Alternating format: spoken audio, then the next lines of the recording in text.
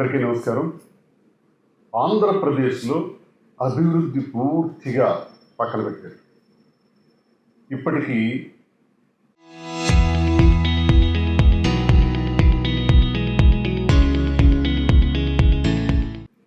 ఉమ్మడి రాష్ట్రాలుగా ఉన్నటువంటి ఈ ఆంధ్రప్రదేశ్ విడిపోయిన తర్వాత 12 ఏళ్ళు అంటే ఒక పుష్కర కాలం అయింది. ఈ పుష్కర కాలంలో 2014 నుంచి 19 వరకు చంద్రబాబు నాయుడు గారు ముఖ్యమంత్రి. మళ్ళీ ఇప్పుడు 24 నుంచి 26 సంవత్సరం అంటే ఈ 2 సంవత్సరాలు, మొత్తంగా 7 సంవత్సరాలు వారే ముఖ్యమంత్రి. జగన్మోహన్ రెడ్డి గారి మధ్యలో 5 సంవత్సరాలు చేశారు. మరి 7 సంవత్సరాలు గడుస్తున్నప్పటికి కూడా ఇప్పటికీ చర్చ ఏంటంటే అమరావతి పైన ఊరికే డైవర్షన్ పాలిటిక్స్. అమరావతి నిర్మాణం గురించి మీరు చేసిన కృషి ఏంటి?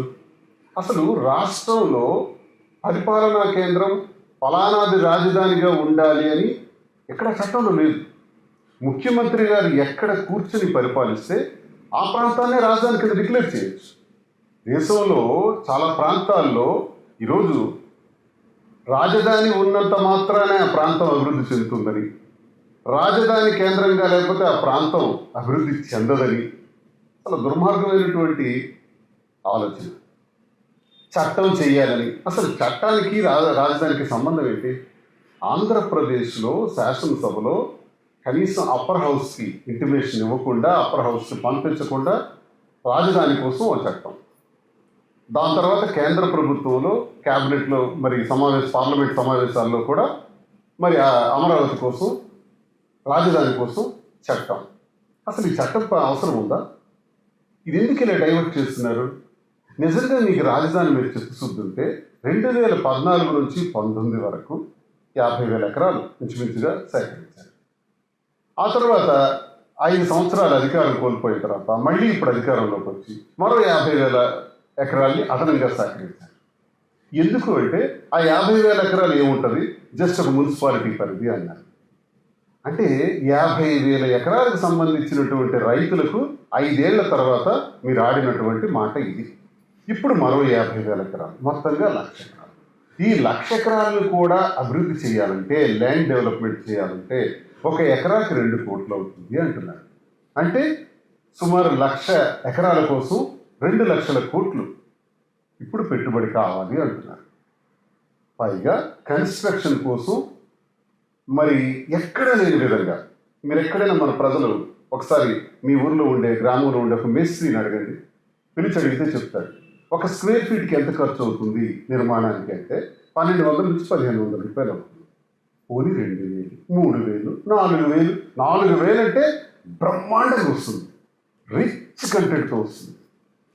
మరి వీళ్ళు 14,000 రూపాయలు పెట్టారు 1 స్క్వేర్ ఫీట్కి. అంతేకాదు రోడ్ల నిర్మాణం కోసం 1 కిలోమీటర్కి 53 కోట్లు.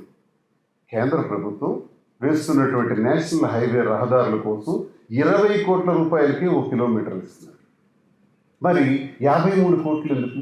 మరి ఈ రకంగా మీరు పెంచుకుంటా పోతే 2 లక్షల కోట్లు కాదు.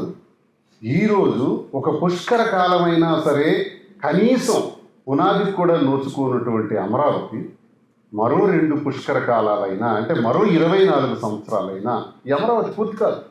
ఈ 2 లక్షల కోట్లు చాలు. ఈ పెట్టుబడి ఇంచుమించు 10 లక్షల కోట్లకు పోవచ్చు. ఎందుకు ఈ వృధా? ఢిల్లీలో రాజధాని కొరకు మరి బ్రహ్మాండంగా ఢిల్లీ రాజధానిలో ఆ పార్లమెంటు నిర్మాణం కొరకు 970 కోట్లు అయింది. మనకి ప్రపంచ స్థాయిలో పేరు ప్రఖ్యాతులు కలిగినటువంటి పెద్ద రాజకీయ చరిత్ర కలిగినటువంటి ఢిల్లీ ప్రాంతంలో 970 కోట్లు. మరి హైదరాబాద్ నగరంలో కేసీఆర్ గారి హయాంలో 618 కోట్లు అయింది రాజధాని, ఆ క్యాపిటల్ అంటే నిర్మాణం కోసం. మరి మీకెందుకండి 1,00,000 ఎకరాలు? మరి మనకెందుకండి 2 లక్షల కోట్లు? అసలు ఏంటి అర్థం ఉందా? ఈ రాజధాని పేరుతో ఎంతకాలం వృధా చేస్తారు? అసలు ఇంత డబ్బులు మన దగ్గరికి ఉన్నాయా? మీరు 2024లో అధికారంలోకి వచ్చిన తర్వాత కూటమి ప్రభుత్వం చంద్రబాబు నాయుడు ఈ 2 ఏళ్లలోనే 3,55,000 కోట్ల అప్పు చేశారు. ఇంత అప్పు చేసిన తర్వాత ఉద్యోగులకు నెల 1వ తారీఖు వచ్చిన వెంటనే శాలరీ ఇవ్వటానికి డబ్బులు కూడా లేవు. అగమ్య గోచరంగా ఉంది. చాలా ఇబ్బందుల్లో ఉన్నాయి రాష్ట్ర ఆర్థిక పరిస్థితులు. మీరు చెప్పిన వాగ్దానాలు ఏవి అమలు జరగలేదు.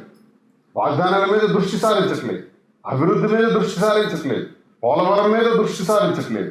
అమరావతి మీద కావాలని డైవర్ట్ చేస్తూ ఇన్ని లక్షల కోట్లు కావాలి, ఈ షేప్లో కడతాం, ప్రపంచమే విస్తుపోయేలా కడతాం, ప్రపంచమే ఇక్కడికి వచ్చి చూసేలా కడతాం అని చెప్పి మభ్యపెట్టి మోసం చేసి 7 సంవత్సరాలుగా అమరావతి పేరుతో మోసం చేస్తున్నారు కదా. ఈ టైంలో మధ్యలో వచ్చినటువంటి జగన్మోహన్ రెడ్డి గారు ఒక మాట చెప్పారు, అమరావతి నిర్మాణంకి ఇన్ని వేల ఎకరాలు అనవసరం, ఇన్ని లక్షల కోట్లు తెచ్చే పరిస్థితి మన రాష్ట్ర ప్రభుత్వానికి లేదు, అంత అప్పు కూడా దొరకదు, అంత అప్పు తెచ్చి చేసే పరిస్థితి కూడా లేదు. కాబట్టి నేనేమనుకుంటున్నాను అంటే ప్రాంతాల వారిగా అభివృద్ధి చేయాలని అనుకుంటున్నాను.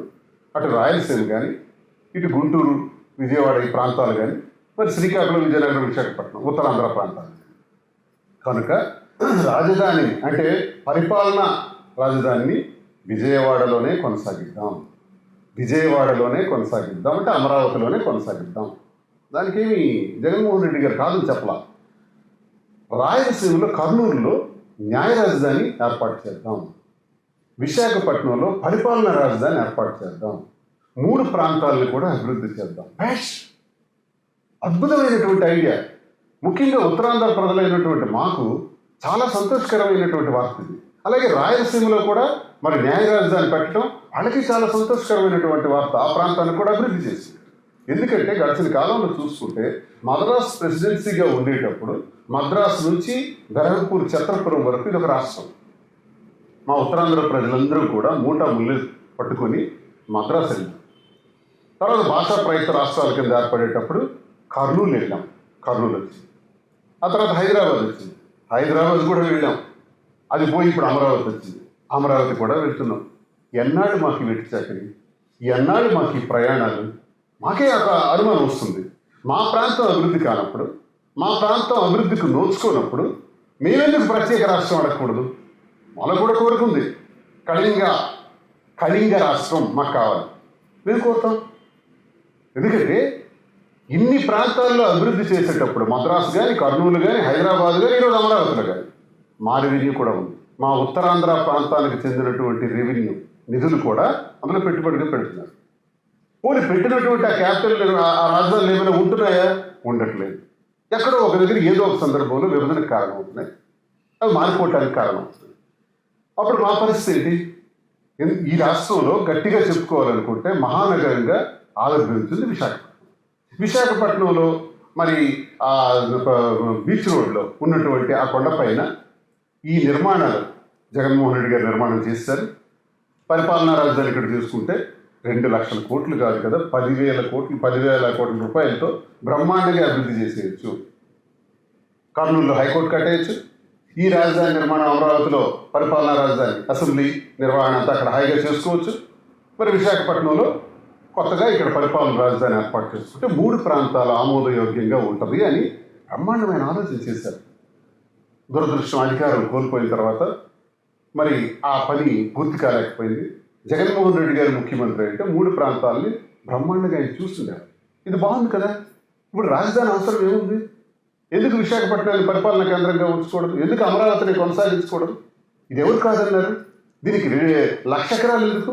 కేవలం కావాలని అక్కడ రియల్ ఎస్టేట్ చేసుకొని, వ్యాపారం చేసుకుని లక్షల కోట్లు సంపాదించుకోవాలనేటువంటి దురాశ.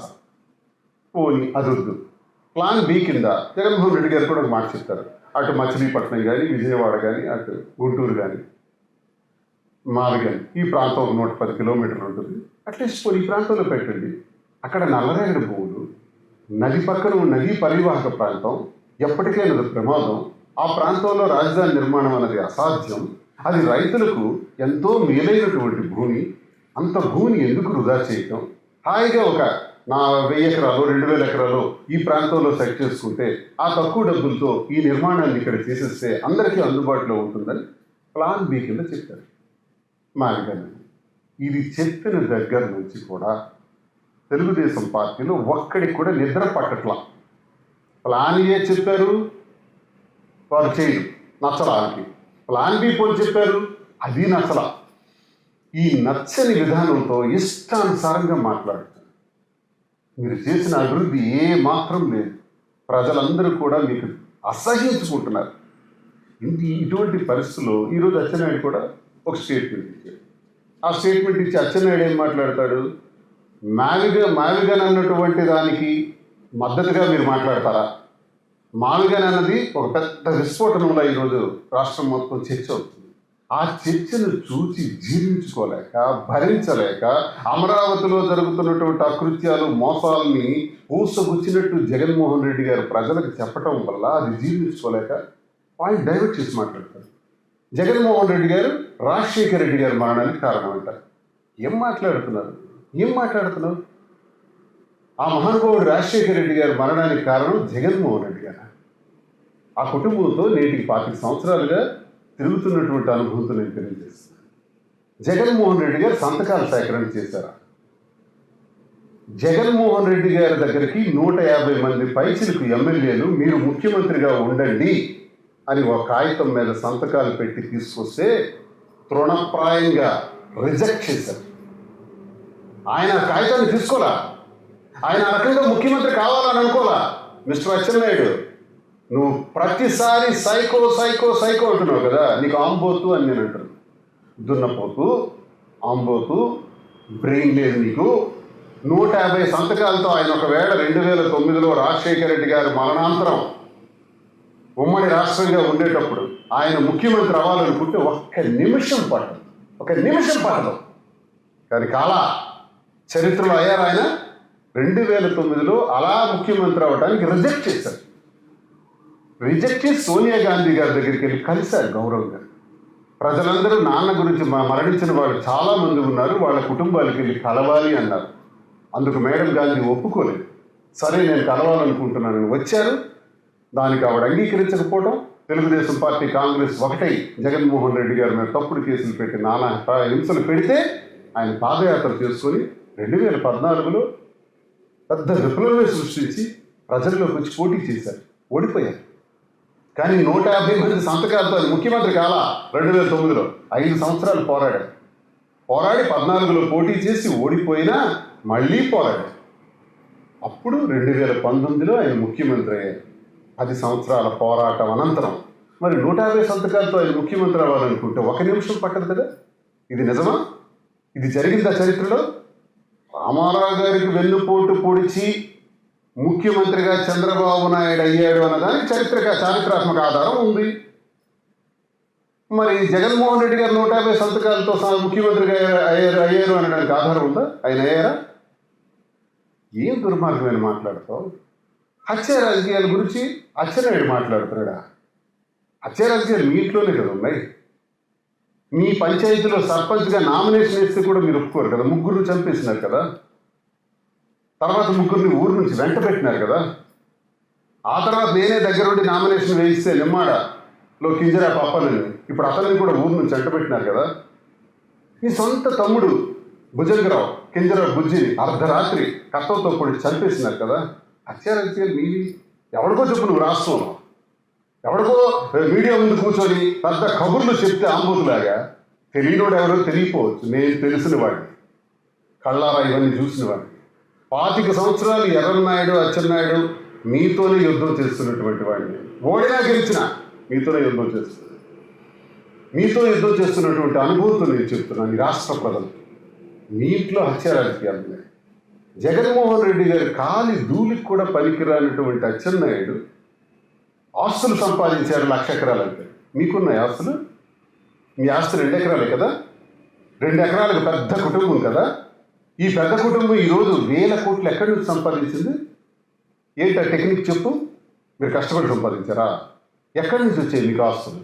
ఆ చరిత్ర అంతా నా దగ్గర ఉంది. నువ్వు అధిక ప్రసంగం చేసి జగన్మోహన్ రెడ్డి గారికి హత్య రాజకీయాలకి లింక్ చేసి, జగన్మోహన్ రెడ్డి గారికి ఆస్తులతో నువ్వు లింక్ చేస్తే నీ ఆస్తుల చిట్టాల వివరాలు కూడా నేను వివరంగా చెప్పేస్తాను ప్రజలు. హత్య రాజకీయాలు నేను జస్ట్ హింట్ ఇస్తున్నా. మీ హత్య రాజకీయాలు ఏంటని ఒకవేళ నువ్వు ఇంకెక్కువ మాట్లాడాలనుకుంటే మీ హత్య రాజకీయాలు కూడా ఎవిడెంట్గా చెప్పాల్సి వస్తుంది. ఇదివరకు నేను చాలా మీడియాలో చాలా సందర్భాల్లో చెప్పాను, ఇప్పుడు కూడా చెప్పాల్సి వస్తుంది. నేను జగన్మోహన్ రెడ్డి గారి అభిమానిగా, వైఎస్ఆర్ గారి శిష్యుడిగా నేను తెలియజేస్తున్నాను. ఆ కుటుంబం కాలిగుట్టుకు కూడా నువ్వు పనికిరావు. ఇష్టానుసారంగా మాట్లాడి మావిగన్ అనేటటువంటి ఈ సబ్జెక్ట్ బ్రహ్మాండంగా ఈరోజు ప్రజల్లోకి వెళ్ళింది కాబట్టి, దాన్ని ఇష్టపడుతున్నారు కాబట్టి, స్వాగతిస్తున్నారు కాబట్టి జీర్ణించుకోలేక నువ్వు మాట్లాడుతున్నావు. మాకు తెలుసు 2 రోజుల క్రితం మీకు చంద్రబాబు నాయుడు క్లాస్ పీకటం, నువ్వు చేస్తున్నటువంటి అవినీతి పైన, నువ్వు కనీసం స్టేట్మెంట్ కూడా ఇచ్చుకోలేక నువ్వు ప్రవర్తిస్తున్న తీరు పైన నీకు గట్టిగా వార్నింగ్ ఇచ్చారు. కాబట్టి రోజు మాట్లాడతా, రోజు మీడియా ముందు మాట్లాడతా, దానికి సమాధానం ఇది. మీ పార్టీలో ఏది జరిగితే తెలుసుకో. కానీ ఇష్టానుసారంగా జగన్మోహన్ రెడ్డి గారి గురించి కానీ రాజశేఖర రెడ్డి గారి గురించి మాట్లాడితే జాగ్రత్త, ఈ తాట తీస్తామని తెలుస్తుంది. ఇది విధానం, ఈ విధానాన్ని తీవ్రంగా మేము వ్యతిరేకిస్తామని మీకు తెలియజేస్తున్నాం.